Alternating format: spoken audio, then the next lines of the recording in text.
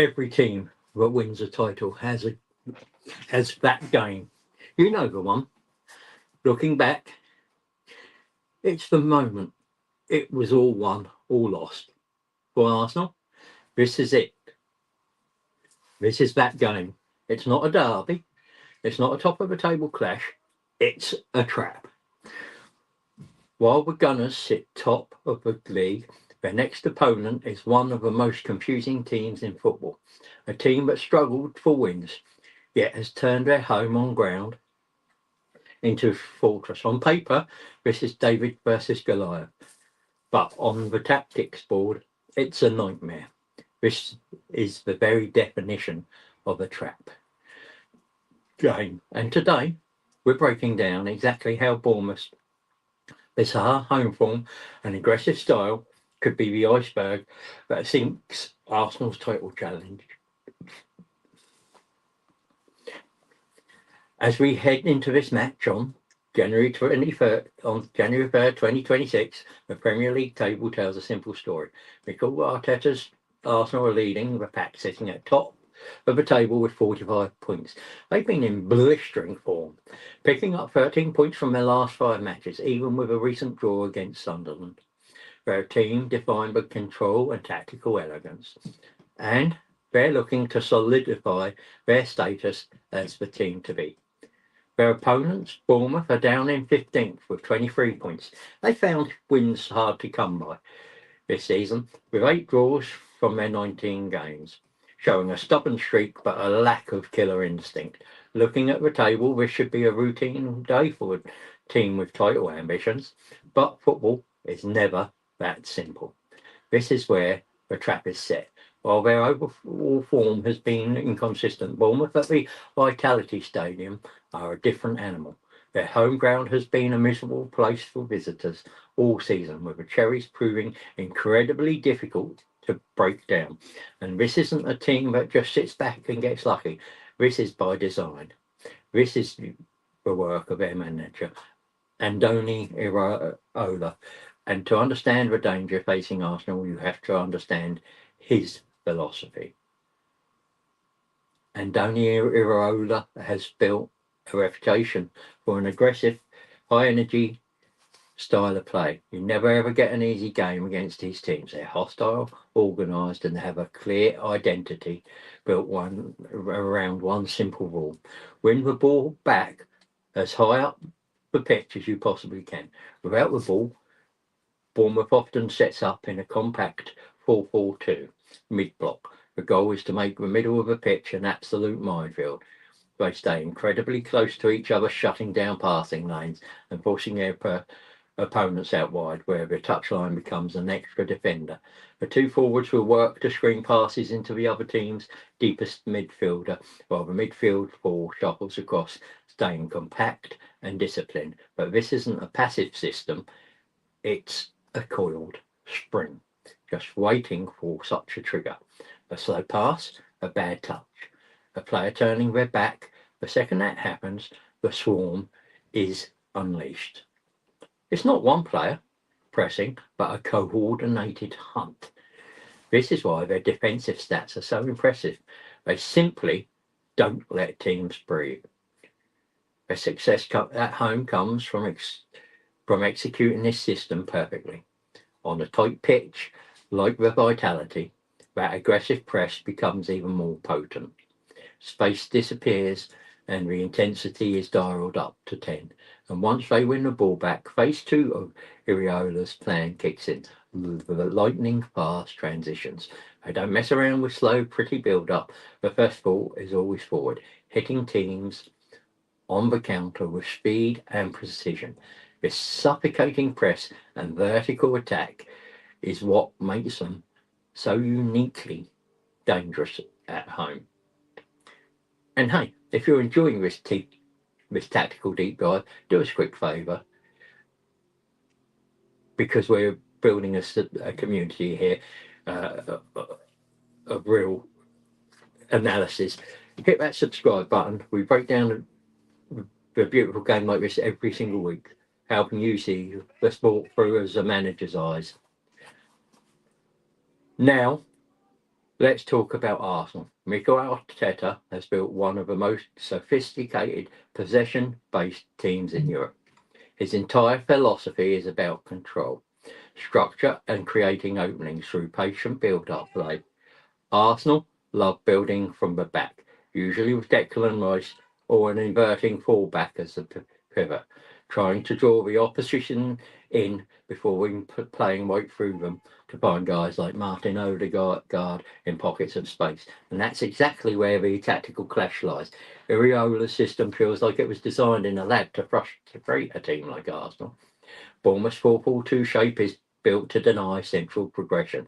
Their forwards will be told to glue themselves to Arsenal's pivot, cutting off the main supply line from the defenders to the midfield. This will force Arsenal's play out to the fullbacks, but that's where the trap springs.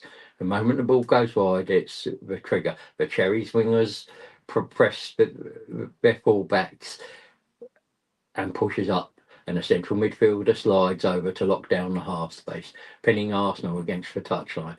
This is meant to neutralise one of Arsenal's biggest strengths. The battle between Bournemouth's aggressive midfielders and Arsenal's creative hub around Odegaard is going to be ferocious. If Bournemouth can disrupt Arsenal's rhythm and force turnovers in the middle of the park, they are in business. One loose pass from Rice or a heavy touch from Odegaard is all it takes to launch a counter. And leading that counter is their talisman, Antonio Antoine Semenyo. Whether he's going to play or not is another thing, but he's an absolute nightmare in transition, powerful enough to hold off defenders and explosive enough to attack the space behind them. If Bournemouth win the ball, you can bet the first look will be for Semenyo's run, turning Arsenal's organised attack into a desperate scramble back to their own goal. So, how do Arsenal get through this? Winning here won't just be about playing their game. It'll be about adapting to the puzzles Iriola's system throws at them. First, the ball has to move faster than the players. Quick one-touch passing is non-negotiable. But the real key will be rapid switches of play. Arsenal have to drag Bournemouth's compact block to one side of the pitch before firing a quick pass to the other flank, where a winger like Gabriel Martinelli can find himself one-on-one with an isolated fullback. Second, they need movement in behind. You can't be static against an aggressive press because it leaves space over the top. Arsenal's forwards need to make constant, selfless runs to stretch that Bournemouth defence. Third man runs will be absolutely critical. A pass into a midfielder who lays it off first time for a runner from deep is the classic way to slice open a team that presses are high. Finally, Arsenal have to be perfect. When they lose the ball, they must respect the counter. The second possession is lost. Arteta's famous counter press has to be instant and suffocating. If they can't win it back immediately, they must get back into a defensive shape with discipline to stop Semenyo from having a free run at their back line. For Bournemouth, the plan is simple, but it demands incredible effort. They have to press flawlessly for 90 minutes and be clinical when they get their chances. They need to feed off the energy of their home crowd, make Arsenal feel rushed, and turn a game of tactical chess into a street fight. This match is so much more than first versus 15th. It's a fascinating clash of ideas. Arteta's controlled possession football against the Iriola's high-octane transitional chaos. The result will hang on a few key questions. First, can Arsenal's players handle the heat of the Bournemouth press and avoid the costly mistakes it's designed to create? Second, can the Gunners switch play fast enough to get their wingers isolated and exploit the space that Bournemouth's compact shape leaves open? And finally, who wins the battle of transitions? Can Arsenal's counters press smother Bournemouth at source, or will the Cherries, led by the explosive Antoine Semenyo, find a space to land a knockout blow on the league leaders? This is the ultimate trap game. It's a test of nerve, discipline, and Arsenal's true championship credentials. A win would be a massive statement, but a slip up could open the door for their rivals and throw a season of so much promise into doubt. What do you think is the key to winning this match? Let us know your predictions and the tactical battles you'll be watching for in the comments below. And if you want more tactical previews like this, make sure to like and subscribe to the channel. So finally, before we leave, my predicted lineup. I'm going for Raya. I'm going for Timber, Saliba, Gabriel. Then I'll go for Hincapié. I'm going for Zubamendi, Royce, Odegaard. I'm going for Martinelli because I'd like to just rotation. Madueke on the right, again rotation and rest, and Jesus to start. So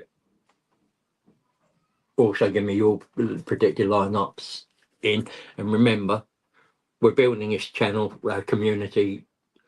We're not going to be like a lot of the media platforms out there, and we're not going to false narratives. It's real analysis, real football and Arsenal talk. And if that's what you want, come join us. Get in the comments, subscribe, like, and everything else you wish to do.